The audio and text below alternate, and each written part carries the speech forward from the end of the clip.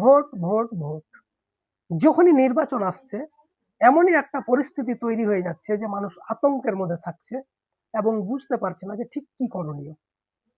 গত 2021-এর বিধানসভা ভোটে ঠিক একইভাবে একটা আতঙ্ক ছড়িয়েছিল, যেটার নাম ছিল এনআরসি। সেখানে বাংলাদেশি বলে সবকে আখ্যায়িত করা হচ্ছিল, সবাইকে বাংলাদেশ পাঠিয়ে দিব বলে আখ্যায়িত করা হচ্ছিল। এবং ঠিক একইভাবে এই আবার 2026-এর নির্বাচন আসার আগে আগেই খেলা শুরু হয়েছে এসআইআর নিয়ে।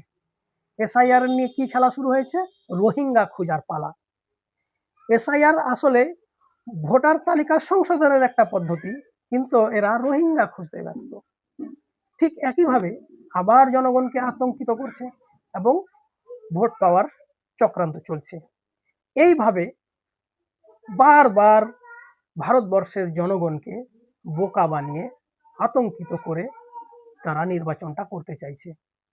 এখন আমার পশ্চিমবঙ্গের জনগণের উদ্দেশ্যে কিছু কথা, যে আপনারা সতর্ক থাকতে হবে, আপনাদের কাগজপত্র ঠিক রাখতে হবে, তার সাথে সাথে আমাদের প্রশ্ন করার ক্ষমতা তৈরি করতে হবে, যাতে আমরা সঠিক প্রশ্ন করতে পারি। এবং কেন এত টালবাহানা, কেন এনআরসির নাম করে বাংলাদেশি খোঁজা, কেন এসআইআর এ রোহিঙ্গা খোঁজা, এর জবাবও আমাদের নিতে হবে, ছেড়ে দিলে হবে না। পশ্চিমবঙ্গের জনগণ অতীতেও কোনোদিনও অন্যায়কে প্রশ্রয় দেয়নি এবং বর্তমানেও অন্যায়কে জায়গা দেয় না। পশ্চিমবঙ্গের জনগণ প্রশ্ন করতে জানে, জবাব নিয়ে ছাড়বে।